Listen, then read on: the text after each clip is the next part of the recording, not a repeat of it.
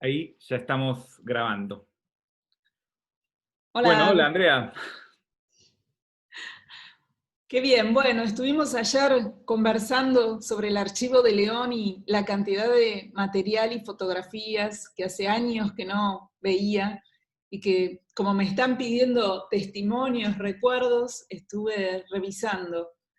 Así que encontré este PowerPoint y hoy, que sería el cumpleaños número 100 de León, vamos a verlo juntos y a recordar un poco lo que para León era como la obra de arte total, ¿no? La culminación, donde puso 50 años de trabajos todos juntos.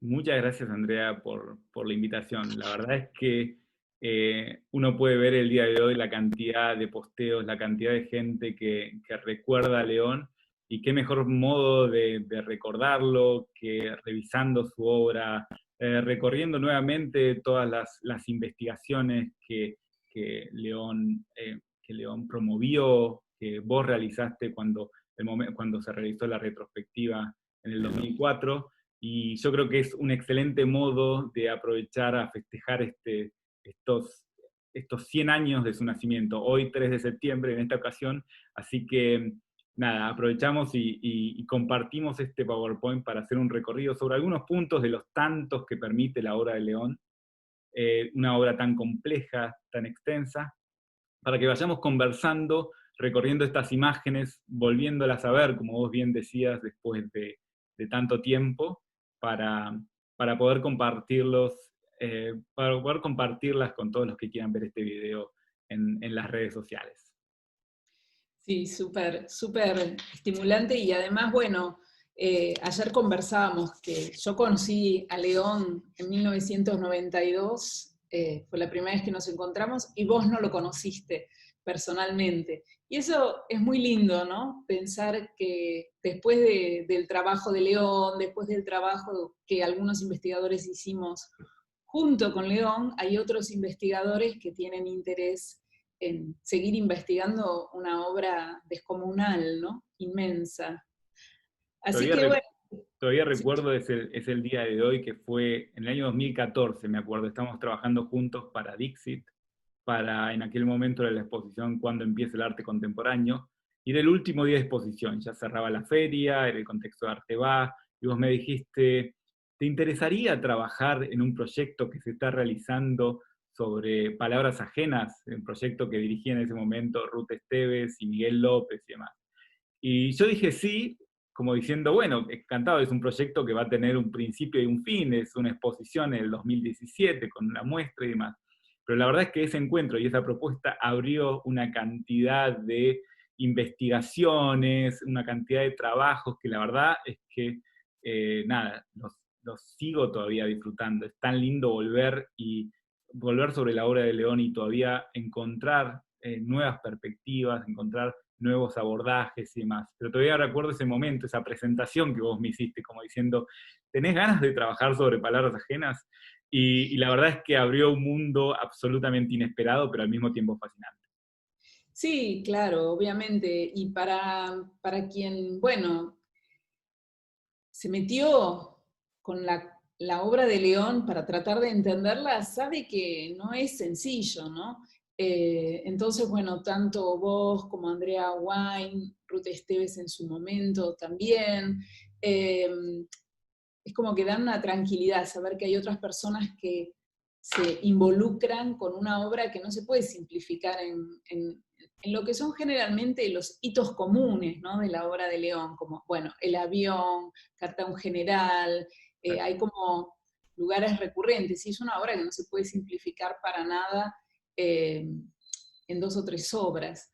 Así que bueno, la idea de hacer esta charla era, bueno, recorramos la retrospectiva y cómo se fue organizando ese proyecto a través de las imágenes específicas que estuvieron en la obra, ¿no? Vamos a dejar de lado lo que fueron los escándalos, lo que fue todo el impacto mediático en este momento y nos concentramos en lo que se vio en las salas en esos 40 días que efectivamente la exposición estuvo abierta. Ya va a haber ocasión para centrarnos en esos escándalos, para centrarnos para indagar y volver luego de tantos años al caso Ferrari. Pero justamente me parece que es una excelente ocasión para pensar eh, nuevamente, para ver de vuelta la retrospectiva. Y justamente ese es el punto con el cual sería lindo comenzar esta charla, como recorrer los nudos, cómo fuiste construyendo esa exposición. Porque nosotros, lo acabas de decir vos y lo comentábamos, entrar a la obra de León Ferraris, entrar a un universo complejísimo, un universo que tiene muchísimas vertientes, un universo que tiene muchísimas características, que son necesarios años y años de trabajo para lograr comprenderlas. O sea, incluso uno tiene la sensación de lo inabarcable, de algo que es un universo tan grande que nunca va a llegar al momento en decirlo, bueno, lo sé todo, es prácticamente imposible. Entonces, me imagino el desafío que debe haber representado eso al momento de plantearse hacer una retrospectiva de un artista con una obra de estas características. Sí, había detrás 12 años de trabajo, ¿no? Me voy a rescatar dos palabras, más que escándalo, libertad de expresión, creo que fue la palabra que condensó el debate en esos días, para verlo desde un lado más constructivo que el mero escándalo, ¿no? Como corregirnos nosotros mismos. Y por el otro lado, la verdad es que uno, cuando compartía el tiempo de trabajo y de amistad con León, tenía la sensación de que el día para León tenía 72 horas, porque hablaba con todo el mundo, hacía 300 millones de cosas simultáneamente, los emails de León mandándome documentación, comentando cosas, los llamados telefónicos, era como un día infinito, cada día de León, entonces es como imposible pensar que uno puede realmente abarcar todo lo que hizo León, ¿no? Y te decía que, bueno, la retrospectiva se hace en 2004, pero los proyectos nosotros los estuvimos presentando en el Centro Cultural Recorreta desde 1997. Y bueno, por un motivo o por otro, nunca se daba el tiempo exacto para una exposición como esta, hasta que Nora Hochbaum está en la dirección del Centro Cultural Recoleta y toma realmente la decisión de hacerla, ¿no?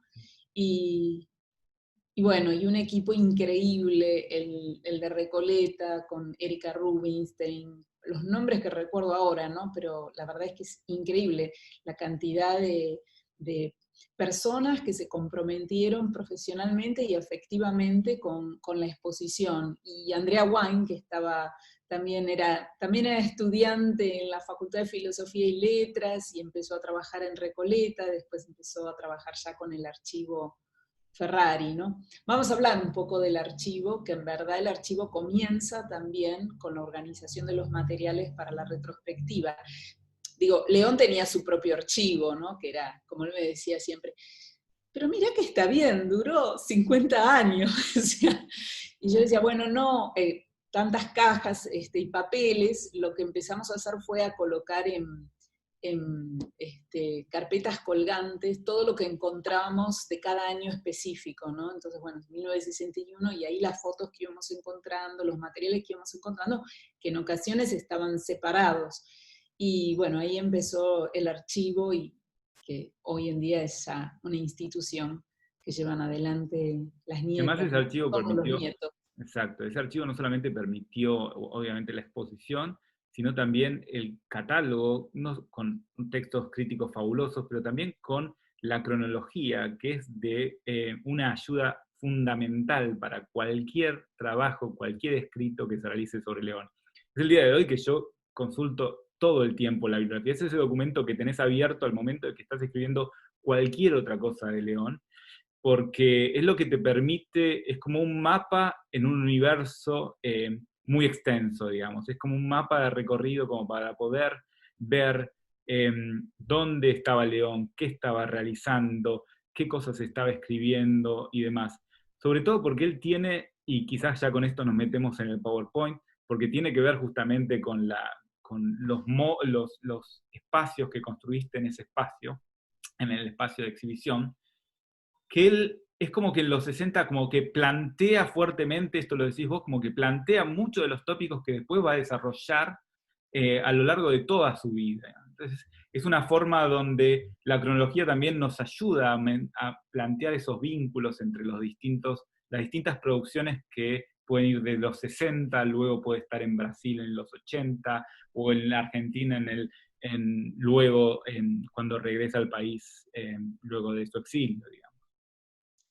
Sí, esa es una hipótesis de trabajo, ¿no? Que proviene de años de trabajar con la obra de León, ¿no? Sostener que en esos años seminales, en los años 60, él plantea líneas de trabajo que luego continúa, que van tomando nuevas formas, él va incorporando nuevos lenguajes, no quiere decir que plantea en los años 60 y siempre trabaja las mismas líneas en términos de lenguajes o de técnicas, pero sí que están, digamos, aunque muten,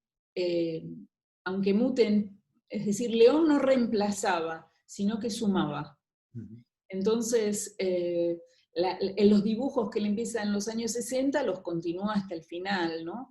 Y bueno, hay series que sí se ubican más en un tiempo preciso, como las heliografías, que si bien las siguió reproduciendo, ya no las siguió produciendo. Pero en términos generales, León sumaba dentro de una línea de trabajo que ya estaba planteada en los años 60.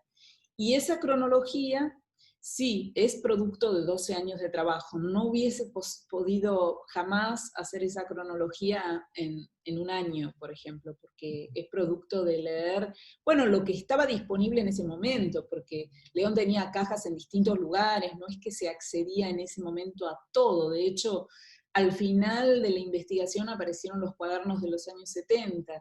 Claro. Yo dije, bueno, no podemos incorporar más, ¿no? Y eso se siguió trabajando después. Pero sí, la cronología mezcla datos verificados, podrá haber algún error que los investigadores puedan descubrir con un trabajo más preciso, pero en términos generales son datos verificados por documentación que van sumando, digamos, las exposiciones que él hacía, las series que él comenzaba, fragmentos de cartas, de los libros de notas. Entonces la cronología ofrece como una textura que va más allá del dato y la obra, ¿no? Del año y la obra. Creo que es una cronología que tiene mucho de ideas, de textura afectiva también. Realmente. ¿Querés que comencemos con el PowerPoint y vamos recorriendo virtualmente la retrospectiva? Bueno, perfecto.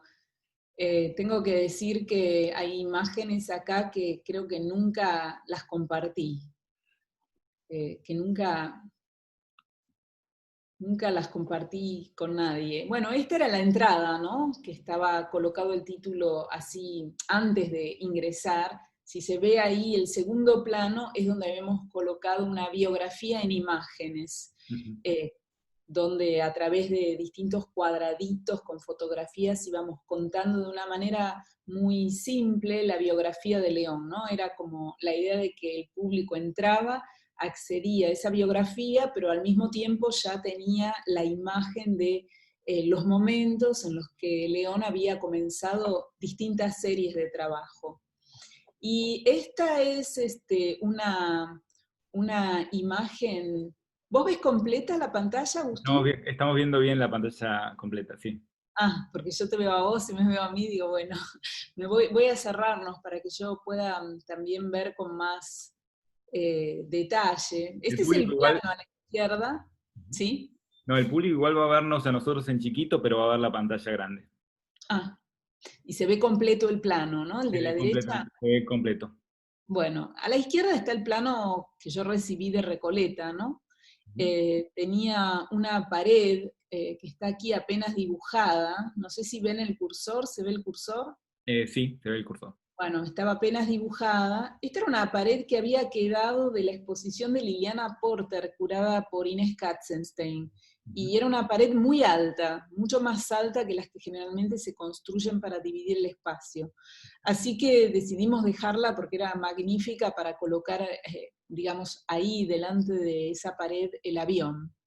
Y bueno, eh, este es el dibujo, hay dos dibujos del concepto, digamos, sobre el plano de la exposición, que esto es lo que nunca mostré, Pero aquí se ve, por ejemplo, entrando, ¿no? Aquí es donde estaba la pared que vimos recién, aquí es donde estaba la biografía en imágenes. Hay paredes acá que después no se hicieron, ¿no? Pero por ejemplo acá estaban las cajas de los años 60, las cerámicas, y todo este primer espacio de cronopios es lo que llamé el bosque de esculturas. Ahora vamos a ver imágenes, ¿no? Cómo estaban puestas las esculturas sobre pedestales blancos bajos. Aquí estaban las vitrinas y los dibujos de los años 60, y toda esta zona mezclaba esculturas y dibujos de distintos periodos, desde los 60, ven, ahí dice, entre los 60 y los 90. Y luego estaba esta idea, ¿no?, que da la curva verde, ¿no?, de que había un recorrido que iba desde las escrituras hacia toda esta zona, que yo llamaba lo orgánico, ¿no?, donde estaban los maniquíes, las bibliotecas con las botellas, los acrílicos transparentes con alambres, con celofán, en esta zona los excrementos. Acá había una pequeña salita donde pasábamos el video histórico de Birrick de los años 60, varias entrevistas a León, todo lo que fue las performances con los instrumentos en el Colón, que Martin Bauer fue central, ¿no?, para la reconstrucción de los instrumentos en Buenos Aires, y también los videos lombrices que hace junto con Ricardo Pons. Y de aquí, digamos, de lo orgánico, aquí se entraba y se pasaba a lo político, que era toda esta zona, que incluía obras que iban desde el Nunca Más a Nosotros no sabíamos, las heliografías, y que para mí se fundían en una pequeña obra que estaba al final, en el que ese concepto de belleza y política se fundían, ¿no? Si se fijan acá arriba en el título, dice León Ferrari, el título era Retrospectiva 1954-2004, pero el concepto de la exposición era el de Perturbadora Belleza, que es de hecho el título del ensayo que escribí para la exposición. Y tenía mucho esta idea de integración del espacio, ¿no?, de evitar tanto como fuera posible las divisiones. Y otra cosa que acá es importante es que la sala J, que es la que está a la izquierda, se iba a abrir después. Se iba a ver como una inauguración posterior, con la obra más contemporánea, las jaulas con plumas, los juguetes, las obras con las sombras, los aviones con plumas, la proyección a pared completa de los videos con las lombrices que había hecho con Ricardo Pons, que era una sala más vinculada a lo contemporáneo reciente, ¿no?, que había hecho León. ¿Por qué habían decidido, Andrea, realizar esa como doble inauguración, llamémosle, o esa apertura posterior? Y era una forma de que el público se concentrara en la parte más histórica y luego que se abriera el León contemporáneo. Entiendo. Y esta parte no la abrimos por lo que fue todo el debate en torno a la exposición, digamos, como que ya no, no podíamos sumar la No. apertura de una nueva exposición, ¿no? En la parte política tampoco había un recorrido cronológico de las obras. En realidad, vos No, en la mencionabas. exposición no había. Por eso teníamos esa biografía en imágenes, porque la biografía en imágenes permitía ver cuándo había sido hecha o cuándo había empezado cada serie. Mientras que en la exposición se trabajaba más la idea de este León que nunca dejaba una serie, sino que iba, venía, retomaba. Los dibujos aparecen todo el tiempo, ¿no?, desde el 60 hasta el final, como dije. Y las esculturas en alambre también. Y luego nuevas experimentaciones que hacía León con las cajas de acrílicos, con las lacas sobre acrílico, que las llamaba sombras. Bueno, todavía, por ejemplo, no había empezado los poliuretanos, entonces los poliuretanos no estaban, ¿no? O sea, él siguió como inventando series, reinventándose, ¿no? Y bueno, para que vean un poco cómo estaba organizado, ¿no?, ese primer núcleo, que eran esculturas y dibujos, donde incluía las cerámicas tempranas, las tallas en madera, que también nos habían mostrado, las esculturas en alambre y los dibujos. Esta es una foto de baja definición, lamentablemente, pero creo que es una de las fotos más lindas que tengo, de las que yo hice, ¿no? Donde se ve Planeta, que es una obra que hoy tiene el MoMA, esta escultura enorme que tiene 2,20 m de altura, eran obras que se trajeron de San Pablo, que habían quedado en San Pablo y que León hizo durante los años de exilio, donde estuvo con su familia, y que no las podía traer cuando vuelve definitivamente a Argentina en 1991, y bueno, estaban en distintas instituciones y museos, y con la retrospectiva las trajimos. En otro momento podemos compartir fotografías de archivo de cuando llegaron las cajas, ¿no? La caja, por ejemplo, que contenía esta escultura. Y lo que es muy bonito también es que acá se ve esa idea de transparencia, ¿no? Están todas las esculturas acumuladas, esa especie de bosque de esculturas, pero desde la entrada misma, desde la puerta, se veía el avión. Y esa sensación, digamos, de transparencia, que para mí fue muy importante. Por eso dejamos abiertas las ventanas, ¿no? Que muchas veces estaban tapadas. Nosotros las dejamos abiertas por 2 razones.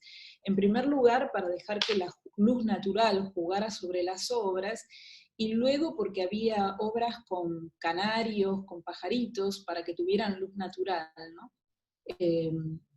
Y aquí, bueno, lo anecdótico también interesante que se ve en esta foto es que el avión estaba colgado muy alto. Yo no quería que nadie lo tocara, no quería poner cuerdas para que la gente se mantuviera a distancia. Entonces, cuando Méndez vino a colgarlo, les pedí que extendieran la mano para arriba, y ahí empezaba el vértice inferior, ¿no? La punta inferior del avión. O sea que estaba altísimo. Y por supuesto que se perdía en ese espacio completamente. Entonces trabajamos con la luz para generar esa poderosa sombra que prácticamente clavaba al avión en el piso. Y aquí se ve ya también en esta foto la primera vez que exhibimos como imagen palabras ajenas, ¿no? Que eran páginas del libro ampliadas y puestas en la pared. Aquí se ven los excrementos también, ¿no? Entonces, bueno, uno desde la puerta veía, acá está cuadro escrito, los manuscritos, esto ya es un dibujo de los de Brasil, es decir, había toda una coexistencia, digamos, de esa obra en dibujo y en escultura. Esta escultura, por ejemplo, hoy está en la Tate, es una escultura de 1964, Torre de Babel. Esta pieza también tuvo que reconstruirse, ¿verdad? Sí, de hecho León me decía, está perdida, estaba en el balcón de un amigo, había quedado desde que León se fue encastrada en el balcón, hubo que sacarla con una grúa, y si uno se fija, aquí hay unas varas de metal, que es hierro, porque oxida, la escultura, el material es acero inoxidable, pero estaba completamente inestable. Entonces León hizo una restauración y puso esas barras de hierro. Después, cuando se restauró para la Tate, se sacaron esas barras porque eran como una interferencia visual y se estabilizó la obra de otra manera. Pero si se fijan también acá, hay cajas de luz, hay esculturas exhibidas como León pensaba que había que exhibirlas, que era con una base, con una caja de luz, ¿no? Con la luz desde abajo. Esta es del Museo de Arte Moderno, de Hombre, ¿no? De comienzos de los años 60, y luego ya pasamos a la zona política, ¿no? Donde estaba solo el avión. Solo el avión era en este espacio, ahí se ve muy fuerte esa sombra, y además como uno lo veía, ¿no? Lo veía desde abajo, era como una imagen súper dramática también, y exhibíamos los documentos vinculados al avión,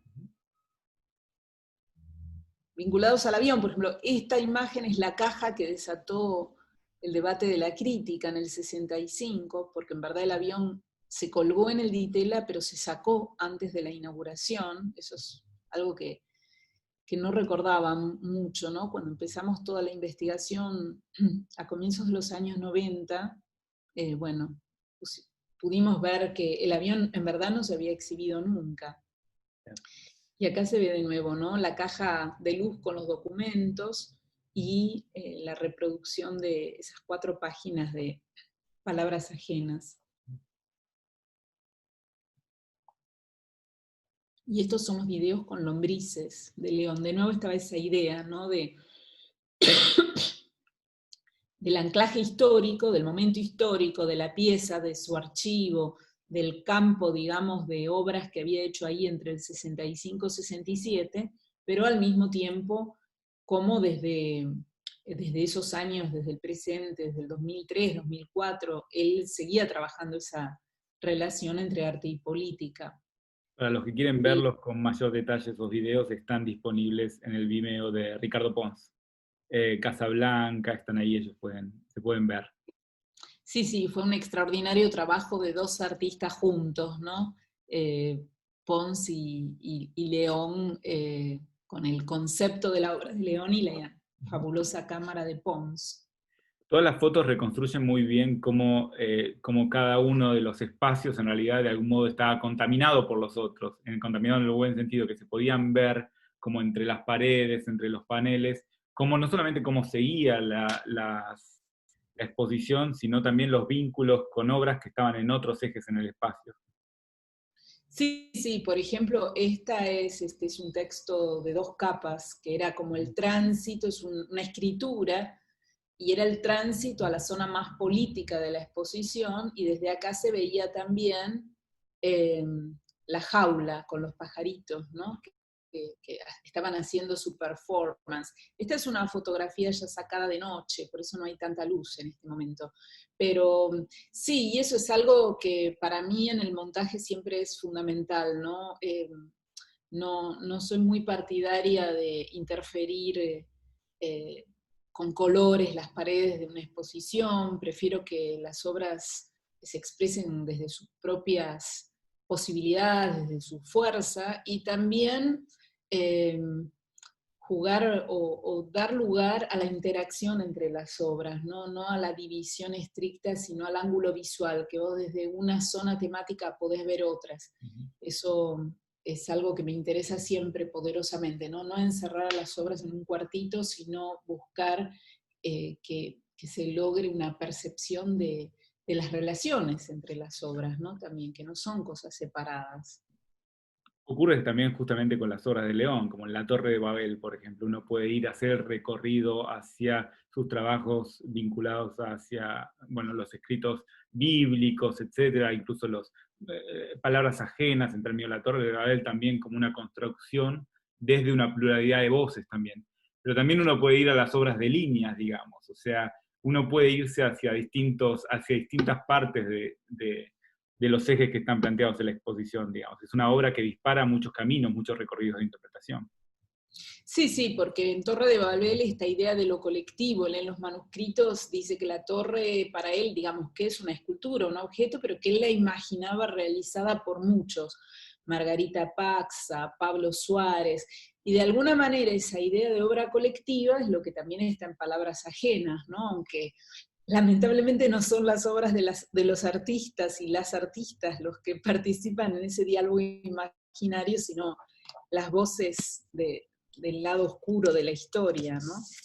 Es lindo volver a esta imagen porque, por ejemplo, acá están los abecedarios que hacen Brasil.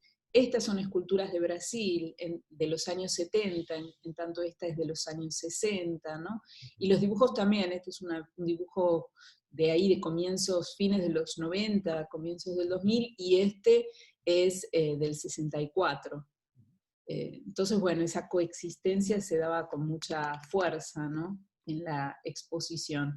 Y bueno, luego seguía este otro núcleo de los brailes, botellas, relecturas de la Biblia, los excrementos, los errores, toda esta serie de maniquíes que con Liliana Piñeiro, que fue quien hizo el diseño de la exposición, pero todo el diseño arquitectónico se apoyaba en los conceptos curatoriales, que para mí ese es el momento excelso, ¿no? Del trabajo con los diseñadores del montaje, cuando uno puede tener esa conversación sobre el concepto de la exposición y cómo llevar la escena.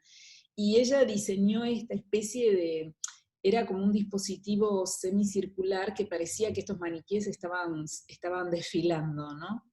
Desfilando en obras que, bueno, tenían que ver con la religión, o este otro maniquí donde había un texto de Borges, ¿no? Cómo cruzaba León siempre la literatura también, que lo vamos a ver después. Y acá se ven los excrementos, ¿no? Entonces era un núcleo donde estaba esta idea de lo orgánico, coexistía también con dibujos de los años 70, o sea, los dibujos seguían apareciendo, ¿no? Pero ya estos dibujos que él hace en Brasil, son dibujos como de crayón o de óleo en barra, ¿no? Que él hacía sobre poliestireno, que limaba, entonces eso permitía la absorción del pigmento, pero creaba al mismo tiempo esa sensación más orgánica en términos de materia, ¿no? Pictórico, un poco como si uno dijese, bueno, un expresionismo abstracto, minucioso, detallado, con muchas capas, transparencias, o estas cajas que sí, ya eran de los 2000, ¿no? Las cajas de acrílico con las flores adentro, y un cuento de Borges, El Inmortal creo que era, ¿no? Que está completamente escrito en la caja, y esta fue una de las obras que se destruyó durante la retrospectiva. Hablabas de un elemento que Bueno, perdón, hablabas de un elemento que también aparece mucho en la descripción que hacías de esos dibujos, que es la idea de lo táctil, ¿no? La idea de las obras de León cuando aparecen referencias a otros sentidos, por ejemplo, a la música, por ejemplo, al tacto. En el caso de los dibujos, que vos decías, la textura de esas obras, pero también los brailes, ¿no? La necesidad de tocar, en el caso de los brailes, el tocar y sobre esos cuerpos representados desnudos para leer esos textos que están escritos en braille. Sí, sí, totalmente. Lo sinestésico en León es fundamental. El cruce de las sensaciones, de los sentidos. Y de hecho, en la sala de las esculturas también estaban los primeros Birimbau, ¿no? Que eran estas esculturas para hacer sonido, que tuvieron todo un desarrollo en Brasil. Pero sí, la idea original comienza en Brasil, de los Birimbau, ¿no? Y ahí estaba puesto el que tenía León, que era como la obra madre, ¿no? La primera experiencia. Se habían expuesto previamente en el Colón los instrumentos reconstruidos y se habían hecho un concierto, o sea que esa parte estaba ya como cubierta con anterioridad, y durante la retrospectiva se colocaron en el patio de Malva, y León hizo la performance ahí, con bailarinas, con músicos, es decir, eso se fue enriqueciendo, ¿no? Y complejizando, porque además León era un fascinado por el experimentalismo, por conocer gente que incorporaba sus obras. Así que eso estaba sucediendo como simultáneamente, ¿no? Todas esas revisiones. Es interesante también la multiplicidad de experimentaciones que realizó León, que pueden ir desde, bueno, por supuesto, dibujos, esculturas, pero también el trabajo con los maniquíes, el trabajo desde arte por teléfono, por ejemplo, en el caso de Brasil, o por ejemplo, los electronic arts a través de emails, esos collages hechos con emails que él mandaba. Era como una continua exploración y búsqueda de nuevos recursos. Totalmente, y además trabajando con León, León te enloquecía en un sentido, porque él estaba produciendo cosas que te mandaba todo el tiempo, y si uno se coloca en el lugar de un historiador que está tratando, y curador, tratando de ordenar, digamos, esa inmensa trayectoria tan compleja, un artista que al mismo tiempo yo creo que la revisión de la retrospectiva como que a él lo incentivaba, ¿no? Lo movía a seguir explorando. Y, y bueno, y él te seguía mandando. Y yo decía, bueno, ¿cuándo termino? ¿Cómo es la retrospectiva? ¿Cuándo termina? Porque este hombre, y de hecho, por ejemplo, la nueva transcripción eh, de cuadro escrito, porque había transcripciones que estaban equivocadas, así que bueno, así como un transcriba, como un monje medieval con la lupa, hice una nueva transcripción, y ahí aparece Alafia como el personaje femenino casi ficcional, y aparece la idea de que de que él estará en el futuro buscando los huesos de Alafia. Y bueno, y la revisión de ese manuscrito provocó una nueva serie en León que toma forma después, donde él trabaja con los esqueletos, ¿no? Con los huesos y los poliuretanos al mismo tiempo, los huesos atados. O sea que también la revisión que hacíamos para la retrospectiva, él le impulsaba nuevas ideas, ¿no? Bueno, quería contar como anécdota que en este maniquí había una piraña. Así que estábamos el día de la inauguración, que León no había llegado todavía, que la piraña saltaba del maniquí, caía al piso. Y yo llamaba a León y digo, ¿qué hago con la piraña? Me dice, bueno, ponela y sacale agua con un vasito. Así que bueno, yo que no conozco qué puede hacerle una piraña a una persona que invade su territorio con un vasito, me puse unos guantes de plástico, de goma, y saqué una cantidad de agua. Supongan que si el agua estaba hasta acá, la bajé hasta donde está, y ahí vivió la piraña. Que teníamos todo un equipo de asistentes especialistas en el cuidado de cada uno de los animales, ¿no? Tomamos muchas prevenciones, pero evidentemente no todas las que Me acordaba con podrían. lo que decías con respecto a la retrospectiva, cómo la retrospectiva generó también nuevas obras y demás, y eso parecía ser que casi una característica del León, y pensaba justamente en las obras de animales, cuando él recibe esa carta de la Sociedad Protectora de Animales, y eso les lleva a generar todavía más, digamos, a seguir trabajando en esas líneas. Es como que sus exposiciones, sus muestras, también la recepción que esas exposiciones tenían sobre el público eran para él significativas, le permitían seguir elaborando, incluso conservar hasta los libros de visitas, copias de los libros de visitas, no solo de la retrospectiva, la exposición en el ISI, etc. Sí, bueno, León era un polemista, por lo tanto, la carta, que bien, como bien sabés, cuando estuvimos trabajando para Palabras Ajenas, fue donde por primera vez yo vi cartas muy tempranas de León, que no las conocía, que son de los años 50, y donde León, la carta interpelando a las autoridades sanitarias, la carta interpelando a la Asociación Protectora de Animales, la carta interpelando al crítico que descalifica sus obras en el 65. Bueno, como que es un género incluso dentro de la obra de León, las cartas al Papa, ¿no? La carta Eh, en general. la carta a un general, o sea, la carta es un género específico en León que por otra parte tiene tanta relación con el género escritural, con la escritura, ¿no? Y acá es muy lindo porque las que se ven acá atrás, estas tres, son tres obras increíbles, también en poliestireno, que son las que León llamaba los errores, Uh-huh. y que surgían de la voluntad de repetir siempre el mismo zigzag y verificar que ningún rastro de la tinta china y la pluma sobre el material repetía nunca lo mismo. Entonces lo llamaba errores, ¿no? Eran todos errores. Y son obras de 2 metros por 1 metro, de 2 metros de altura por 1 metro. Estas sí las hace en Brasil, ¿no? Todos los errores se concentran prácticamente en marzo de 1991. Y cuando uno ve la cantidad de errores que hay con esa fecha, no puede creer que hubiera hecho esa obra en tan poco tiempo, ¿no? Pero está completamente cubierta por líneas hechas a mano la obra. Y son líneas que van en un sentido hacia el horizontal y después como una segunda capa vertical en muchos casos. Bueno, los maniquíes tenían estampitas, imágenes de obras artísticas, brillantina, eh, había muchísimos, ¿no? Hicimos una pequeñísima selección. Y desde aquí, bueno, se veían los excrementos, desde los primeros, este que está acá es el primero, hasta otros más monumentales, ¿no? Él hablaba de una obra, un collage con doble autoría.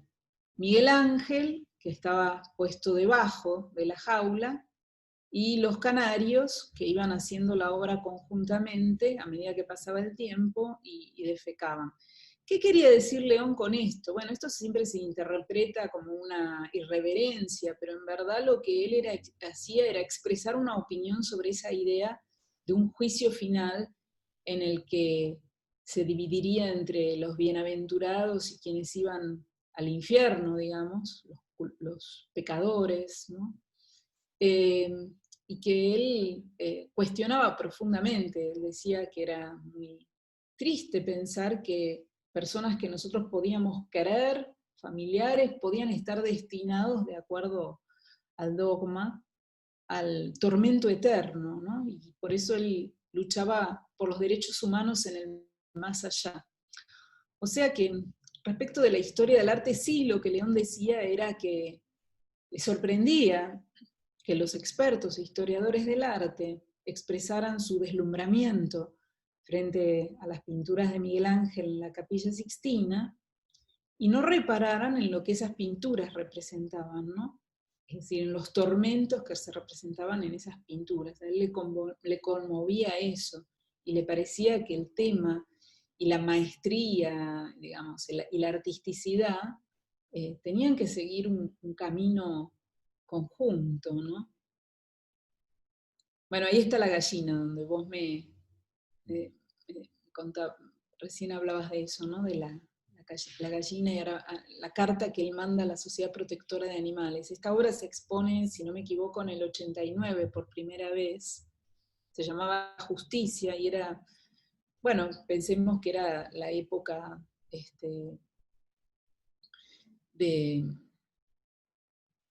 del punto final, ¿no? Digamos como del cierre desde el estado de los juicios. Y entonces él hace esta obra que es simplemente una balanza con esta gallina que, bueno, inclinaba azarosamente la balanza hacia un lado o el otro de acuerdo a cuál era el lado que recibía más excrementos de la gallina. Y el escándalo se centró no sobre el significado desde el cual él había propuesto la obra, sino en el hecho de que exponía una gallina viva. Y la Sociedad Protectora de Animales protestó, y de esto se hizo eco un programa televisivo, y entonces León dice, bueno, no les preocupa saber dónde yo conseguí esta gallina, que la compré en un lugar donde otras personas la compran para matarla y comérsela. Y la gallina ahora está en una jaula más grande, cómoda, con agua, no me la voy a comer. Bueno, finalmente la gallina murió, León la puso embalsamada y bueno, nunca nadie más se preocupó, ¿no? La gallina dejó de preocupar sin que nadie se preguntase cómo había muerto la gallina. Y León enmarcaba todo junto, ¿no? Bueno, ahí están los pajaritos, cantaban adentro de la exposición. Y acá ven, se ve, León enmarcó todo junto, ¿no? La fotografía original, la carta de la Sociedad Protectora de Animales, los insultos que le dejaron, la carta con la que él responde, donde dice, bueno, básicamente, cómo funciona la hipocresía, ¿no? Es decir, básicamente eso, nadie se preocupa sobre qué pasa con las gallinas que se venden en los negocios para comerlas. Bueno, esta es una de las bibliotecas en las que se concentraron gran parte de los debates, que es sobre la conquista, ¿no? Sobre la conquista de América, la imposición de la religión, el catolicismo, y cada una de estas botellas plantea un tema vinculado, digamos, no un tema específico, sino que son imágenes visuales que cruzan la idea de violencia, religión y violencia, ¿no? Y civilización. ¿Qué es la civilización? Quizás esta es la gran pregunta, como en el avión, ¿no? Que se llama la civilización occidental y cristiana. La pregunta de León era muchas veces esa: ¿qué significa? Esto es para mostrarles las transparencias, los dispositivos que se habían creado, ¿no? Aquí había una obra con axolotes. Es fascinante cómo a lo largo de la obra de León aparecen recurrentemente los animales, ya desde tempranamente, de los años 60. Muchas veces hay una reflexión en torno al animal, por ejemplo, en torno a la paloma como símbolo de la paz, por ejemplo. Muchas veces esa recuperación de los animales tiene que ver también con, por ejemplo, la recuperación del diluvio universal, la aparición del cuervo, la aparición de la paloma, como decíamos, la aparición de algunos animales que incluso quizás a un espectador pueden llegar a generarles algún tipo de rechazo o algún tipo de impresión, depende del caso, o la aparición de por ejemplo, las lombrices en la Casa Blanca, jugar también con los animales, pero también los sentidos asociados a ellos en la cultura, en el caso de la paloma o en el caso, por ejemplo, de la lombriz. Y aparecen Sí. recurrentemente dentro de su obra el uso de los animales, tanto realmente como animales que él incorpora dentro de las obras, como representados o en los escritos. Sí, eso es interesante, se me ocurren mínimamente tres cosas, digamos, los animales son actores, porque él dice es un collage entre Miguel Ángel y las palomas, ¿no? Así como si él no tuviera nada que ver, se corre. Eh, y después también los animales, bueno, cuando él, eh, digamos, toma el diluvio, por ejemplo, también tiene que ver con el hecho de que él busca las mayores masacres, ¿no? Dice, bueno, los grandes genocidios ya tienen su presencia en el Antiguo Testamento, como la masacre de los santos inocentes o el diluvio, que son los castigos divinos, ¿no? Los castigos de Dios a los hombres. Pero también hay un sentido ecológico, él tiene una obra Principio y Fin de la Ecología, o sea, habría que investigar y sería un lindo tema de investigación ver la obra de León desde, bueno, esta coexistencia entre lo humano y lo animal, eh, cómo Dios le da al hombre la naturaleza, como si él fuese el dueño, y cómo esa naturaleza tiene lugar en otras religiones. Cosas que aparecían también en León, ¿no? Pero bueno, sería súper interesante hacer un estudio. Y en algunos casos, Anécdota, sí, sí. perdón. No, ¿qué me ibas a decir? No, que en algunos casos pensaba, por ejemplo, en la Basílica, donde gran parte de las citas que él toma son del texto de Guillermo Enrique Hudson eh, sobre el paisaje pampeano y la naturaleza pampeana, por ejemplo. O pienso también en el final de Palabras Ajenas, donde hay esa especie de vinculación entre la peste, el diluvio y las inundaciones que los Estados Unidos estaban provocando en el Río Rojo en Vietnam, digamos. Hay una especie de asociación entre ambos, y es la conclusión de Palabras Ajenas con la repetición de esa palabra arroz, porque lo que se inundaban eran los arrozales y lo que provocaban era la hambruna. Sí, sí, o sea, son infinitas las líneas que si nos enfocáramos en esta problemática, cubrirían todas las series de León, que ese es el tema, ¿no? Es decir, si vos querés tomar un aspecto de la obra de León, tenés que verlo en toda su obra prácticamente. Y sí, es todo otro campo de investigación. Bueno, aquí contaba que los axolotes, en la mitad de la exposición, con todo lo que sucedía, me llaman para contarme que uno de los axolotes estaba embarazada. Así que lo único que nos falta es tener un pequeño nacimiento ahí frente al público. Y bueno, llamamos a los expertos que cuidaban los animalitos y no estaba embarazada, sino que si ustedes se fijan, estas pequeñas piedritas, el axolote se las tragaba y no las eliminaba, no hacía tiempo, y entonces estaba apretado y gordito en el fondo de la pecera. Así que bueno, hubo que cambiar todas las piedras por otras más grandes y se fue limpiando y desembarazando. Bueno, habíamos colocado los brailes, como vos decís, bien interesante todo el tema de los brailes, sería otra serie para trabajar en forma específica, ¿no? Porque León partía de un poema de Borges, ¿no? Y de esa idea de Borges escribiendo un poema de amor cuando Borges ya no podía ver. Entonces, León imprimía los poemas de Borges, así como versículos de la Biblia, sobre estas fotografías, que había tanto fotografías hechas por su padre, como fotografías hechas por Sciascia, un fotógrafo amigo, como fotografías de Madonna. eh, y ahí escribía con braille, con la idea de que, bueno, uno para leer el poema tenía que como acariciar esos cuerpos, ¿no? Lo cual era todo imposible.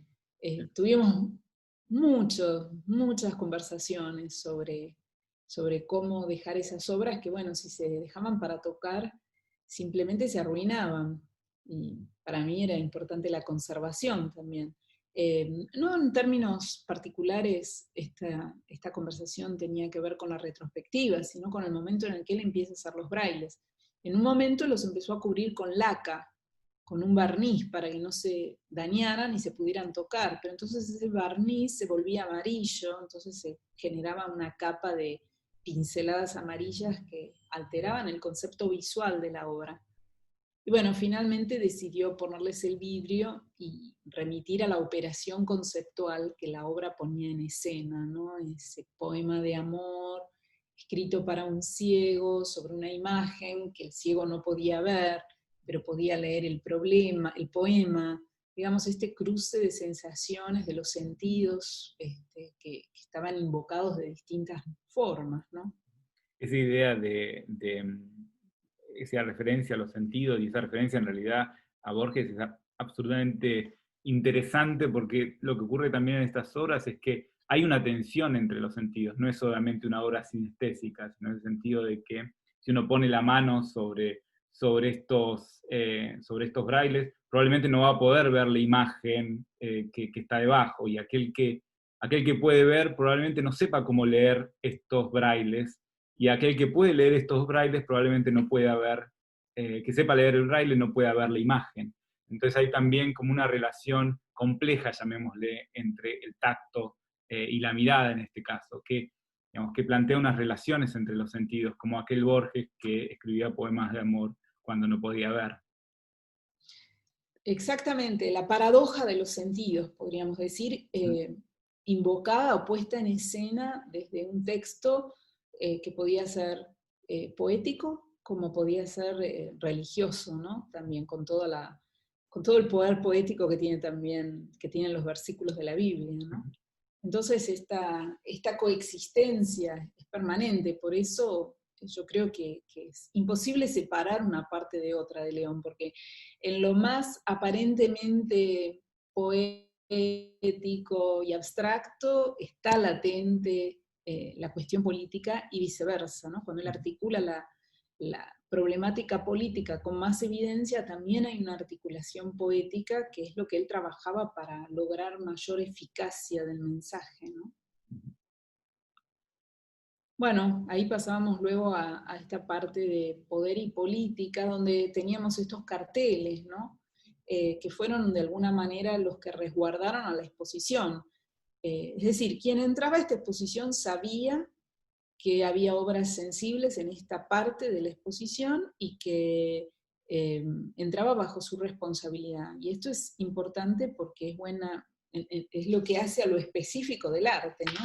Es decir, sucede en un espacio artístico en el cual uno entra voluntariamente, no invade tu vida cotidiana, sino que vos vas a verlo porque tenés un interés específico. No es como un monumento público, digamos, donde vos no tenés más alternativa que verlo. Eh, la defensa de la exposición se basó en eso y en estos carteles, ¿no? Que nosotros ya advertíamos que esto era un espacio de arte, que había obra que era polémica, que podía herir la sensibilidad religiosa o moral, y que cada uno decidía si entraba. Bueno, aquí quien está trabajando mucho las reescrituras de la Biblia es Andrea Wine, ¿no? Como León tomaba imágenes de la historia del arte o de archivos, imágenes de la historia cultural, y las intervenía, ya sea a través del collage, ya sea a través del braille. En este caso son imágenes que él interviene a través del braille. Así es como se veía toda esta sala en general, de nuevo con esa idea de integración. Me interesa esta última porque es una pequeña caja que para mí fusionaba todo, ¿no? Fusionaba lo estético, lo político, el humor, muchos aspectos. Casi diría que este era el punto final de la exposición, esta pequeña caja. Bueno, todo este tema que él trabajaba con los animalitos de plástico. Una cosa que también se podría pensar en la obra de León es cómo cambian los colores, las texturas en los años 90, que son estos años, digamos, que se abre la importación y llegaban cantidad de objetos como las cucarachas de plástico, como las casitas blancas, como millones de objetos baratos de China fundamentalmente, y la paleta de la obra de León cambió completamente, ¿no? Con las plumas de colores, las brillantinas, Vos recordabas ayer cómo las nietas iban al 11 a buscar todos estos materiales, a comprar estos materiales para que León siguiese produciendo obras. Sí, sí, había como una distribución de tareas y de trabajo, porque Julieta, en ese momento, bueno, las nietas, Ana y Florencia, yo no las conocía, ellas estaban en Brasil, lo mismo que bueno, los más chicos, creo que se llaman Marco y Lucía, me parece. Mira, no me acuerdo ahora exactamente los nombres de todos, pero eran los nietos de Brasil. Yo estaba más cerca en ese momento ya más intenso de trabajo, ¿no? Digamos, durante el año previo a la retrospectiva, que estaba casi, en los últimos tiempos casi todos los días almorzaba en Casa de León, ¿no? Entonces, bueno, Julieta era la que estaba más en la clasificación, me ayudaba y contribuía, eran muy jóvenes, ¿no? En la clasificación era la que llevaba todo lo que eran papeles, y Maiten era la que León le dejaba las listas de lo que tenía que ir a comprar al 11, ¿no? Y las listas eran geniales, León ponían 100 ovejas, 500 cucarachas, eh, 8.000 flores, y Maiten iba al 11 y compraba, y a veces ella le traía cosas que veía que él no le había pedido, lo cual también generaba esa relación rica, ¿no? Entre la mirada de una joven que iba a hacer compras y le traía algo que al abuelo le podía servir para su obra y cómo León lo usaba después, ¿no? Y Paloma estaba de viaje en ese momento final más intenso. Era muy joven. Bueno, esta idea, ¿no? Del imperialismo, ¿no? Y lo militar, representado a través de esas cucarachas de plástico, que eran como obras con un humor también, ¿no? Bueno, en esta zona de política estaba planteada esta relación entre poder, ¿no? Poder y violencia. Y poder estaba pensado también como esta relación, digamos, cómo el poder se dirime, actúa, se articula en un campo de fuerza. Entonces estos ajedrez, ¿no? Estos tableros, ¿no? Donde se vean los gatitos y a las ratitas. Y después, bueno, los gatitos con un perro, que está como confrontándolos, y en el siguiente los gatitos con las ratas que ya son muy grandes. Entonces, bueno, cómo se ponía en escena esa idea del poder. Y luego las heliografías, que nosotros no exhibimos las placas originales, los acetatos originales, que había algunos, sino las copias, ¿no?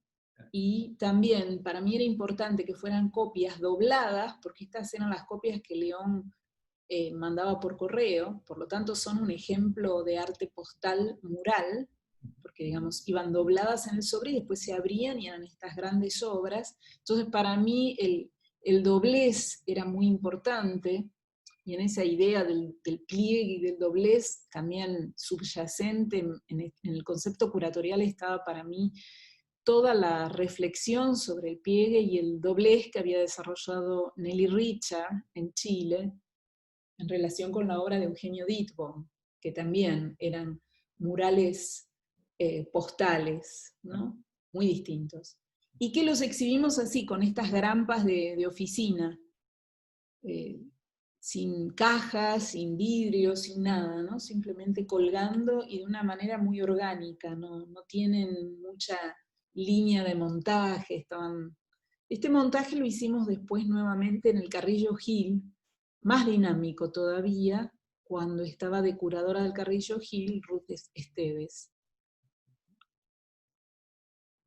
Y luego, bueno, nunca más había cientos de collages. Entonces también había que tomar una decisión cómo se exhibían, y decidimos mostrarlo a través de todos los fascículos que editó Página 12, en los que se publicaban todos estos collages que León hacía para la versión, digamos, del Nunca Más, que se distribuyó en forma de fascículos con el diario.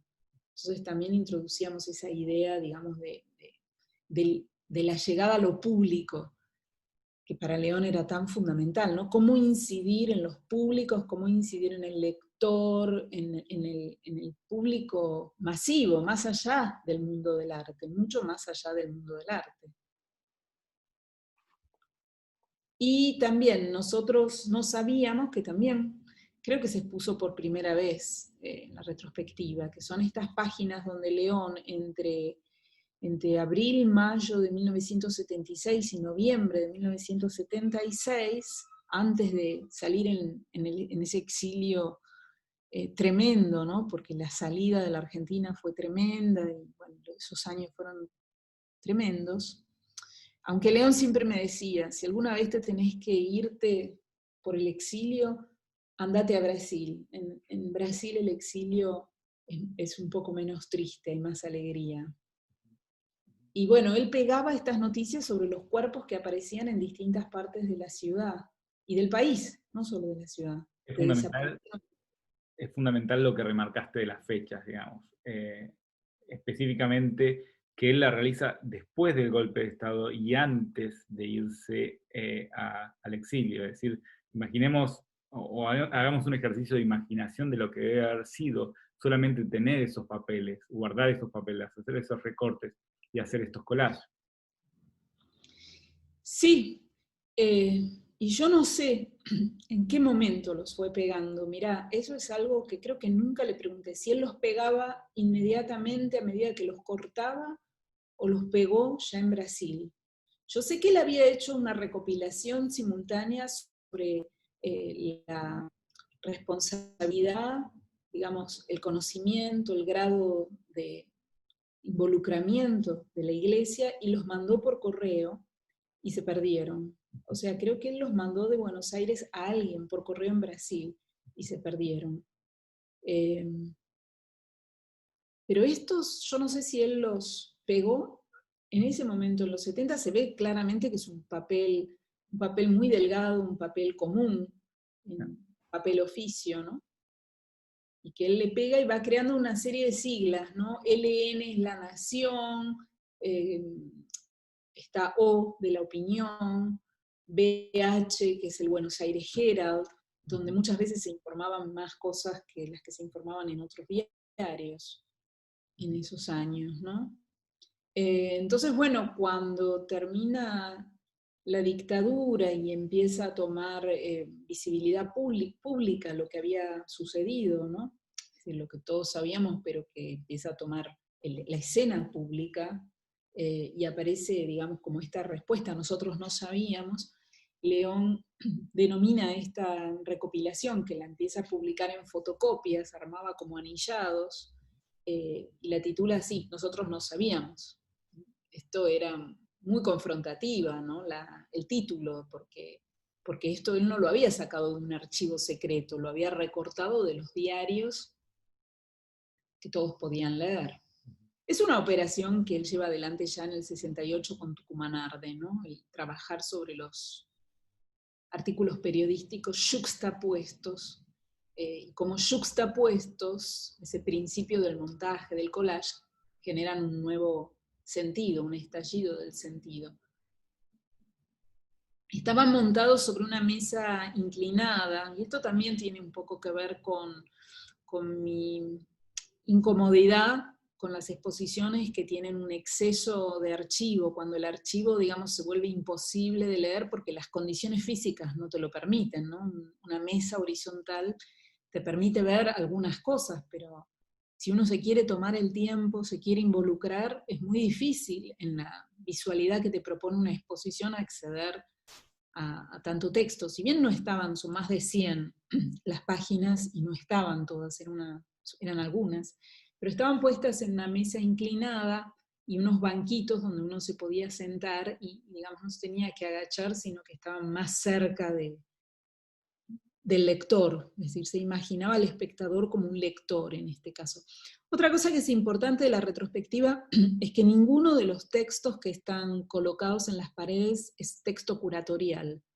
Es decir, la palabra del curador no tenía más intervención que en el nombre de cada núcleo, que tampoco el público lo conocía. Es decir, ese era mi diseño interno, pero yo no le explicaba a la gente, usted pasó a esta zona.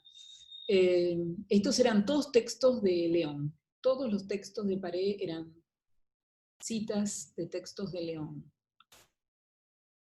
Bueno, esta era la parte más controversial, que es la de los infiernos, ¿no? Donde él dice, reproduzco el infierno, digamos, no llego a leerlo todo lo que dice, pero Reproduzco bueno, el infierno, pero en lugar de hacerlo con las personas comunes, lo hago con los propios santos que abonaron la idea de infierno.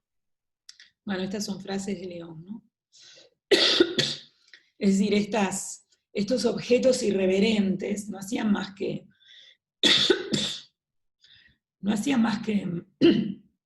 reproducir.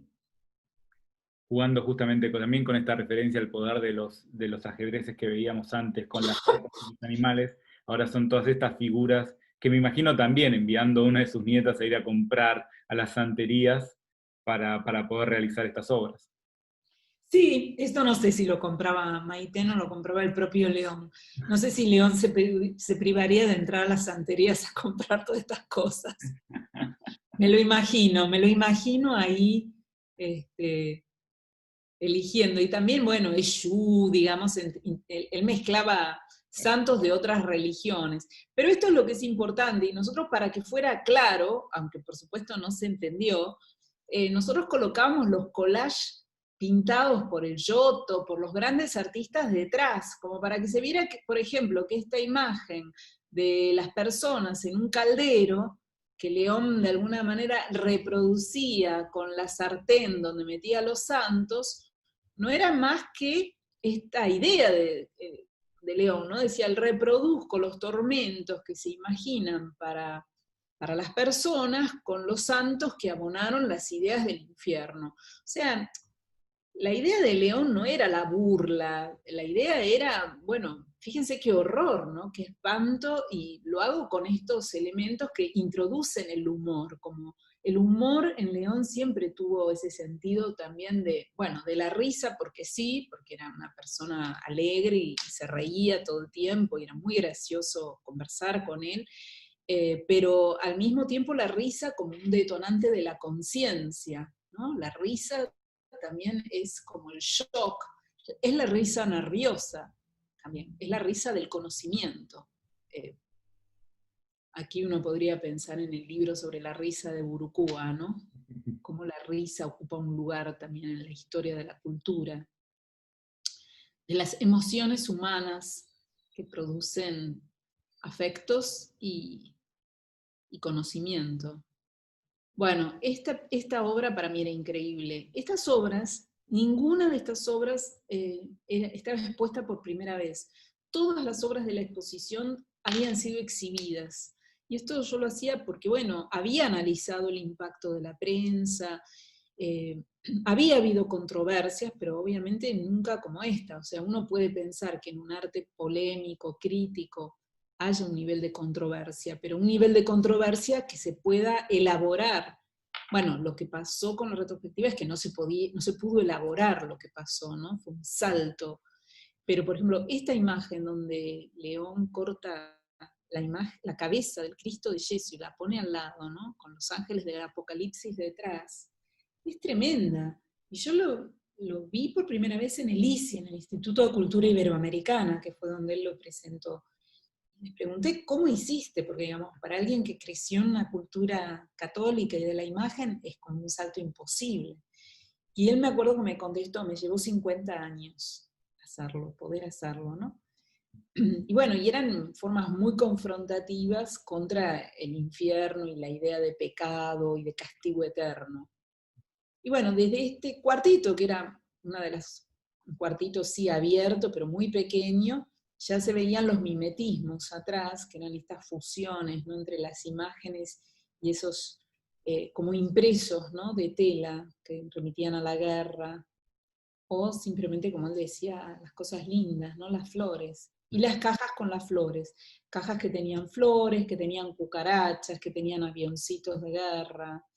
Y acá, bueno, ya hacemos, te paso Acá la si querés, posta, claro, Pau. acá si querés hacemos un salto y luego del recorrido a través de toda la retrospectiva, lo que fue el proceso de investigación, las hipótesis y la puesta en el espacio de este universo de obras. Y pensamos en incluir el cuadro escrito, Porque a mí me gustaría hacerte una pregunta sobre una hipótesis que vos tenés, que tiene que ver con que Cuadro Escrito y los escritos de León de los años 60 han sido muchas veces interpretados como obras vinculadas o relacionadas al conceptualismo o el arte conceptual, ¿no? Y vos proponés todo otro eje de investigación o indagación sobre esas obras, que me gustaría si podés extenderte sobre esa explicación, vinculado en cambio al surrealismo. Nosotros algunas cosas ya estuviste anticipando, vemos al León trabajando sobre, bueno, por supuesto, utilizando el collage, utilizando los diccionarios, un objeto que fascinaba a los surrealistas, utilizando esas palabras raras que aparecen en el diccionario, por ejemplo. Pero me gustaría, si podés comentarnos sobre esta idea de vincular estas piezas con el surrealismo. Sí, bueno, la pionera, digamos, en cuestionar la idea de un conceptualismo copiado por América Latina y proponer la idea de una estrategia conceptual presente ya en el arte de América Latina, antes de que, digamos, se generalizase el uso de la palabra conceptual, que uno puede pensar que con Kossuth, a través de los textos que publicaba Kossuth, ¿no? Había obras que entrarían dentro del estatuto de lo conceptual, que tiene que ver con esa idea de que la obra no se representa, sino que se describe, ¿no? Que incluso puede ser una instrucción simplemente como para que cada uno se haga la obra. En este caso no llega a eso, por eso yo digo que la filiación es otra, digamos, no son las instrucciones de Yoko Ono, las de León, pero sí es esa idea de describir un cuadro. Entonces el texto dice, si yo supiera pintar, si Dios en su apuro y turbado, digamos, me hubiese dado el don, este es el cuadro que yo hubiese pintado. Y ahí empieza toda esta historia donde ahí aparece Alafia en el medio, él habla de esa búsqueda de los huesos en un cajón, como muchos años más tarde, y termina diciendo que, bueno, que no hizo el cuadro porque Dios, cuando él le llegó el turno, como si él estuviera en la fila, esperando que Dios lo toque para darle el don, Dios andaba con las manos entretenidas entre los valles y nalgas de Alafia, y no quiso sacar la mano, digamos, ¿no? Y ensimismado no lo quiso tocar. Entonces, bueno, de nuevo el humor, ¿no? Esa idea de un Dios, bueno, Y la que idea, toca. y también de algún modo lo que charlamos hace un ratito sobre los brailes, la relación entre el tocar y lo visual. Como no lo tocó, no pudo realizar la pintura. Exactamente, exactamente. Pero bueno, el hecho es que él describe a través de la palabra lo que hubiera pintado y que no pintó. Entonces la operación conceptual está ahí presente. Pero yo creo que en León hay toda una tradición de escritura con el surrealismo, con Aldo Pellegrini. Él, de hecho, las maderas, por ejemplo, las toma de un escultor cuya obra aparece reproducida en el libro de Pellegrini, en la compilación que publica en 1961, creo, ¿no? De textos del surrealismo. O sea que ahí había una relación con la escritura, y que yo la veo más en una trama de contactos con escritores como Cortázar, con el boom, con la escritura, con lo barroco latinoamericano, porque si uno ve la visualidad de este dibujo, es hiper barroco, digamos, muy difícil visualizar las palabras, y al mismo tiempo es barroso, ¿no? Es es una grisalla, ¿no? Es como, si uno entrecierra los ojos, son zonas de grises y algunas luces en el medio, es decir, hay una cosa barroca, barrosa presente ya. Entonces creo que digamos, lejos del conceptualismo analítico y lingüístico, la obra de León está mucho más, digamos, casi podría decir espiritualmente, intelectualmente, vinculada a esa tradición. Exactamente. Si querés, podemos concluir, ya llevamos bastante tiempo, podemos concluir charlando un poco sobre Palabras Ajenas, que fue un proyecto que como les comentaba, es el proyecto con el cual yo entro a León. Un año después del fallecimiento de León me toca comenzar a a investigar sobre palabras ajenas. Nosotros trabajamos juntos en ese proyecto que dio lugar a la exposición en el 2017 en el RedCan en Los Ángeles, que, bueno, que por supuesto también participan Ruth Esteves y Miguel López.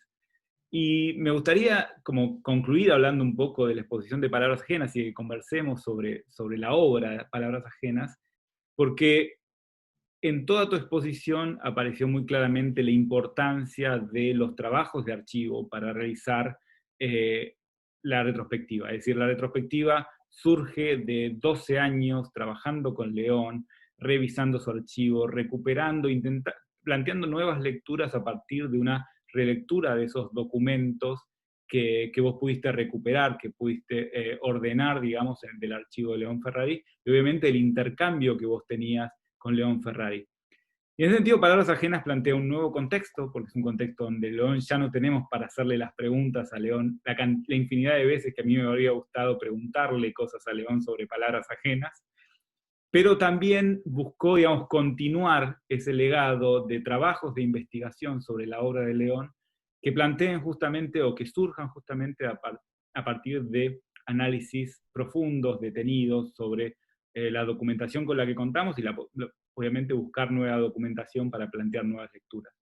Entonces, nosotros en ese 2014 comenzamos a trabajar sobre esta obra. Para los que quizás no conocen de qué se trata Palabras Ajenas, voy a hacer una mínima descripción.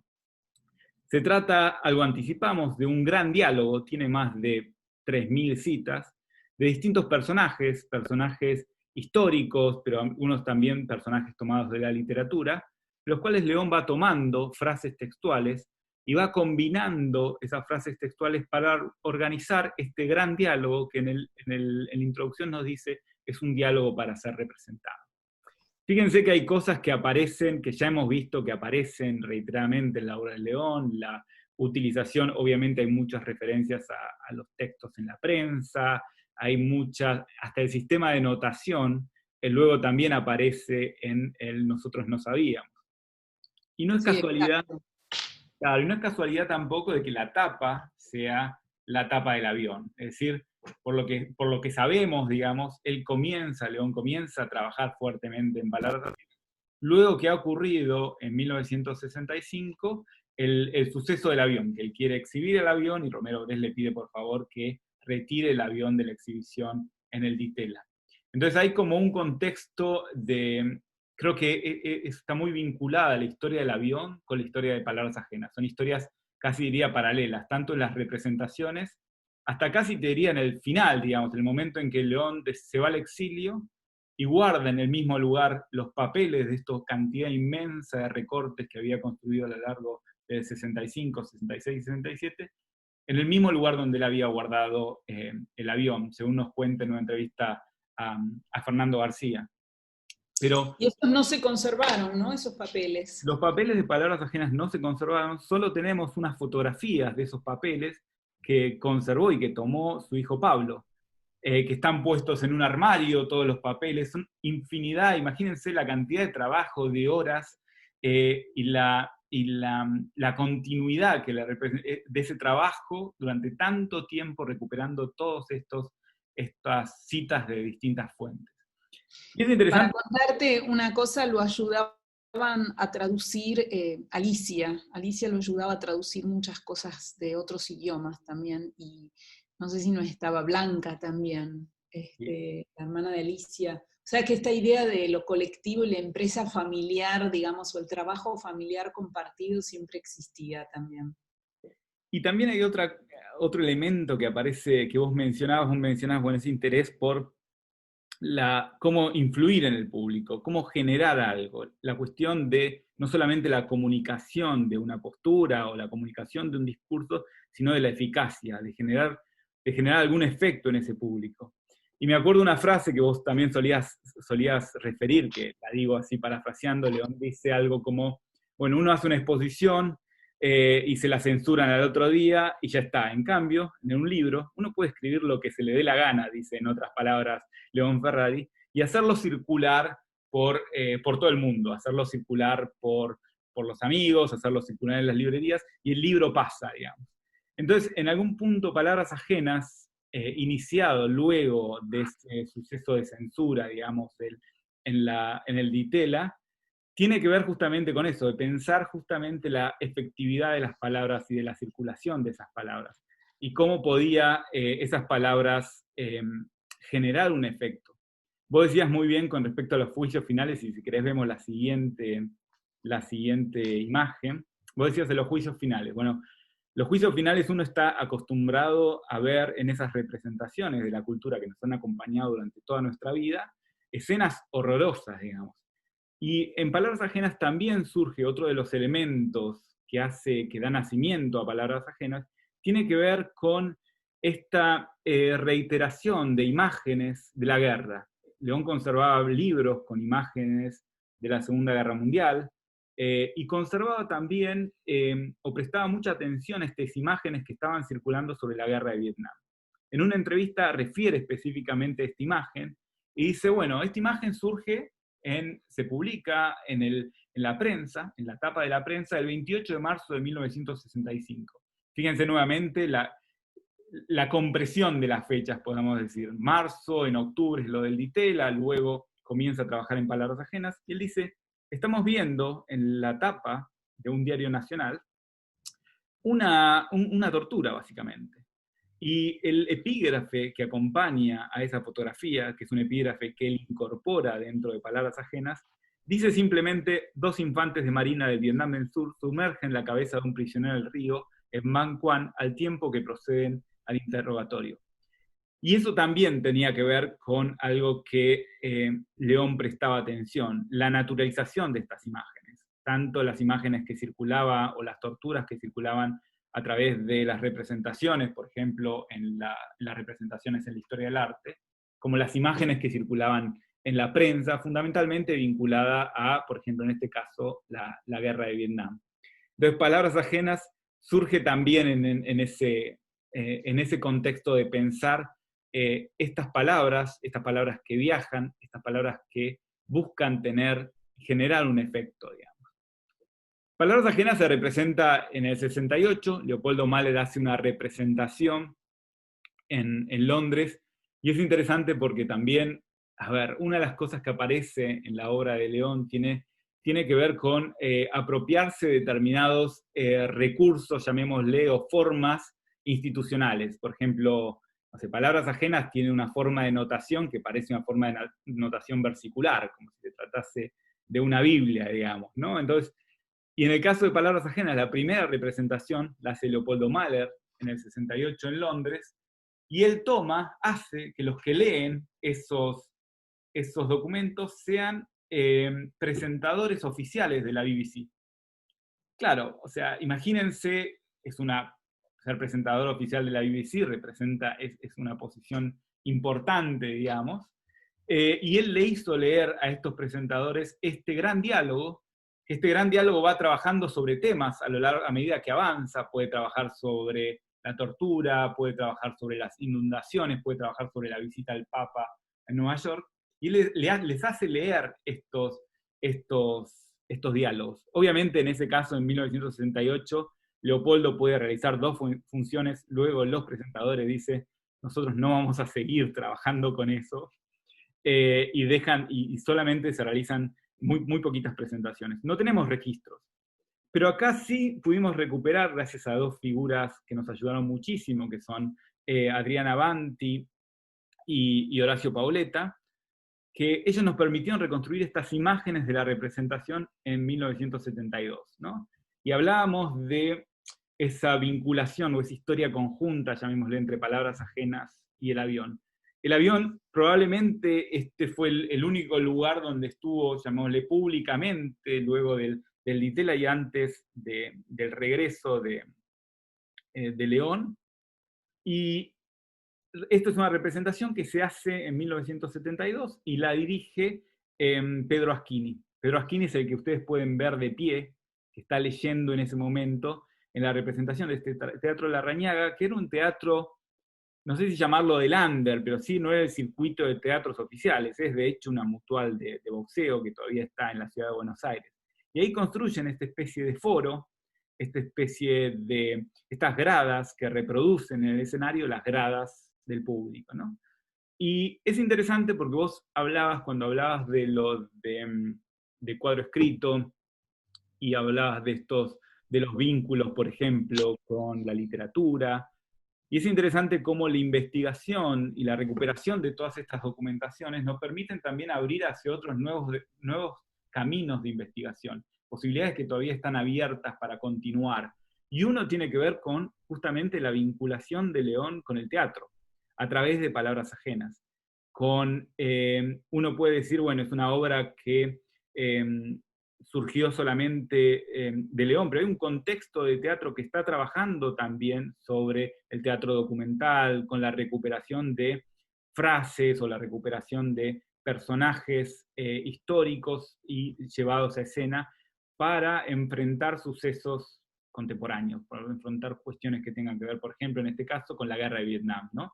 Entonces hay un contexto de análisis que tiene que ver con esos vínculos que van más allá de la escena de las artes visuales y nos llevan a la escena del teatro. Y si querés vemos la siguiente, y esto es uno de esos documentos que obviamente cuando estás haciendo investigación te fascina encontrar, ¿no? Esto es básicamente el libro de palabras ajenas con todas las anotaciones vinculadas a la representación. Es decir, llamémoslo de un modo poético, cómo esa palabra escrita cobró vida en el escenario, cómo fue adaptado ese collage literario en el escenario en 1972.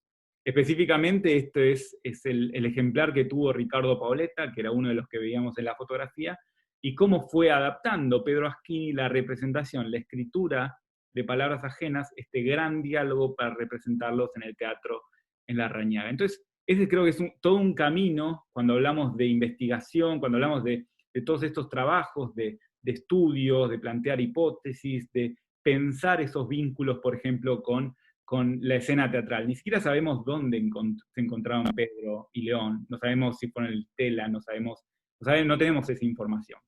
Y la siguiente tiene que ver con otro recorrido, que creo que también entra en vínculo con lo que vos comentabas con respecto al surrealismo, ¿no? Es decir, palabras ajenas entra llamémosle, en espacios de circulación, ¿no? Espacios donde se presenta, donde León envía ejemplares, a quien le hace leer palabras ajenas, que está también vinculado con el ámbito de la literatura latinoamericana. Y ahí es otro campo fascinante de exploración. Puse solamente estas dos imágenes para mostrar dos casos muy puntuales. Palabras ajenas se presenta en 1967 en un lugar que se llama el Teatro del Altillo.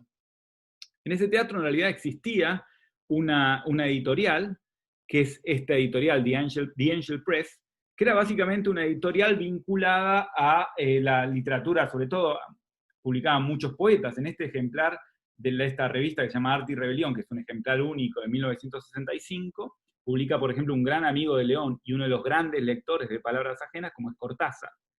Entonces, León presenta en el Altillo palabras ajenas, es decir, presenta en un lugar, palabras ajenas en un lugar muy vinculado a los intercambios, los debates, vinculados justamente a la literatura latinoamericana. En este lugar se presentaban también ediciones, se vendían también, es una librería donde se vendían ediciones que no eran conseguibles en otros lugares. Y a su vez ellos tenían vínculos, por ejemplo, acá se encuentra todo lo que es los registros del primer encuentro de poetas que es en el 64 en México, que estaba también, fue organizado por El Corno Emplumado, otra publicación conocida, etcétera, dentro del círculo de los intercambios en la literatura latinoamericana. Y O sea que el libro se presenta como libro también. El libro se presenta como libro, no se presenta como una obra de teatro, digamos. Claro. De hecho, lo que sí hace León es llama a un actor para que lea partes del libro. Y se presenta en este espacio que era un espacio de la literatura, de circulación de literatura, digamos. No lo podría haber presentado en el Ditela, en el año 67, en el CAB, lo podría haber presentado en una galería, lo presenta en un espacio vinculado a la literatura. Y de hecho, este es un lugar también la primera publicación de Palabras Ajenas, luego digamos, del libro en sí de Editorial Falvo, aparece un extracto de Palabras Ajenas en este libro, que es un libro en realidad que compila poesías sobre Vietnam, ¿sí? Poesías de anti-Vietnam. Y él recibe una carta a León Ferrari en los 60 diciendo, bueno, queremos incorporar Palabras Ajenas y traducirlo en Estocolmo con un conjunto de otros escritores latinoamericanos. Quizá, y esto es solamente una hipótesis, podemos pensar que luego de ese conflicto en el Instituto de Itela, quizás es la búsqueda también de otros espacios de circulación, de otros espacios de eficacia para la palabra, buscar esos otros lugares, esas otras revistas vinculadas a la literatura para que reseñen palabras ajenas y demás.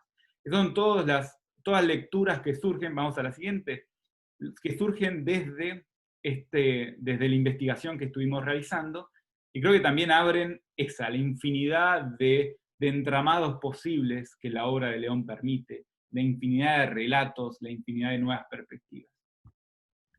Y ya para concluir, este es un relato, un recorrido que también me parece que es una línea de análisis súper interesante entre todas las que estuvimos conversando, y tiene que ver con las reapropiaciones de parte, por ejemplo, de los sectores más reformistas de la Iglesia Católica de las obras de León Ferrari.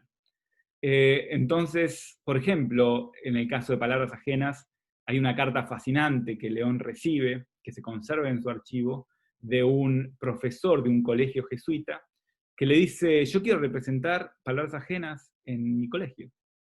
Y probablemente la carta de respuesta de León es absolutamente tan fascinante de lo que le genera eso a León, como diciéndole, pero ¿usted sabe de lo que yo estoy escribiendo? ¿Usted leyó este libro verdaderamente? ¿Usted lo quiere representar?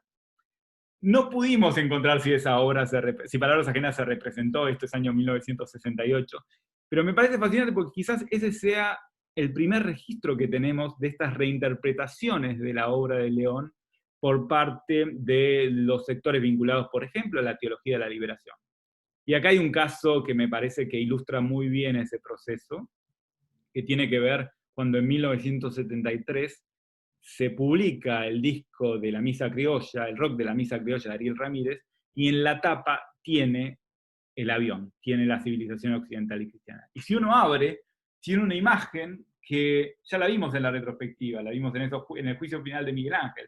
Es un detalle del juicio del condenado en el juicio final de Miguel Ángel. Otras ediciones de este disco, por ejemplo, uno lo abre y se expande el avión completo. Es decir, ese es también todo otro camino de investigación sobre la obra de León, que justamente los trabajos en archivos sobre los cuales se basó toda la investigación de la retrospectiva, por supuesto, los cuales aprovechamos con el siguiente proyecto, con Palabras Ajenas, permiten esta investigación, estos archivos, la accesibilidad de los archivos, permiten estas nuevas lecturas, hacer estos nuevos recorridos, donde se abren nuevas investigaciones de análisis que nos permiten ver estas obras también desde nuevas perspectivas, permiten incorporar nuevos discursos, incorporar nuevos relatos y vincularlas con otras escenas. Entonces creo que era interesante como finalizar, digamos, este encuentro, y que quizás, ya que hoy son justo los 100 años de León Ferrari, yo creo que podemos incluso virtualmente en época de pandemia concluir con una foto de León, con una Sí, foto y de León que vos agregarte conocés bien. algo que te quería agregar, Agustín, que digamos me parece que es el mejor homenaje y la mejor manera de mantener, digamos, vivo la obra de un artista, que es investigándola, dándole una nueva vida, ¿no? Entonces, bueno, vos no lo conociste, hoy muchos lo estamos recordando porque lo conocimos, y quienes conocieron a León saben qué infinitamente generoso era, ¿no? Y hasta qué punto él estaba comprometido con la búsqueda de un sentido de lo humano, de la humanidad, que fuese mucho más allá de aquel que nosotros conocemos en nuestra vida cotidiana, ¿no? Cuando vemos los hechos de la política o el orden del mundo. Así que creo que que la mejor manera de homenajear a León, o una de las mejores maneras de homenajear a León, además del cariño, es seguir investigando su obra. Y lo que les voy a mostrar son fotos que encontré ayer en mi archivo de imágenes, que la verdad es que no lo reviso muy frecuentemente, así que encuentro imágenes que no puedo abrir y otras que... Bueno, esta es una imagen graciosa de León. Así salía León durante los avatares de la retrospectiva, disfrazado. Se ponía un gorrito porque se había convertido en una especie de rockstar que lo paraban en la calle, es decir, lo tocaban, era imposible estar con León en la calle. Así que este es el día que León fue a ver qué era lo que había pasado con la obra que habían destruido. Tengo otras imágenes, ¿no? Con Nora Hochbaum revisando la exposición. Ahí se ve, esta es la oficina de Nora Hochbaum, se ven obras que no se llegaron a poner porque León era incapaz de trabajar con un plan, es decir, yo había hecho una lista de obras, pero León subió al camión que transportaba la obra, no sé, 80, 90 obras adicionales, que bueno, algunas las pudimos incluir, pero no todas, así que habían quedado en la oficina de Nora. Y bueno, ese gesto cómico y cómplice de León, ¿no? Con humor y con su gorrito de Capitán Piluso. Y esta es una foto muy linda de un día que tomamos el té en la casa de León y Alicia, que les saqué yo. Alicia preparaba la mesa así con todo cuidado, ¿no? Y cosas ricas para compartir. Yo ya estaba viviendo afuera en ese momento, así que cada vez que venía iba a tomar el té con ellos. Y es una foto muy linda bueno, de la larga vida que ellos compartieron juntos. Y si se fijan en la pared en la izquierda, esos son los montajes de fotografías de la familia que hacía Alicia, que dedicaba un montón de tiempo a reemplazar, a colocar las fotos, ¿no? Y lo que se ve en el nicho es una de las primeras esculturas de metal de León, ¿no? Así que bueno, es un lindo homenaje y podemos, Para concluir nos queda solamente brindar. sí, hacer un brindis, ¿no? Como a León le hubiera encantado, a esta hora León ya hubiera tomado, bueno, yo elegí un tinto, León tomaba más tinto, creo. Bueno, pues Bueno, feliz cumpleaños a León. feliz cumpleaños a León, sí, mucha felicidad, también por nosotros que disfrutamos tanto volver a la obra y a todo lo que nos dejó León, ¿no?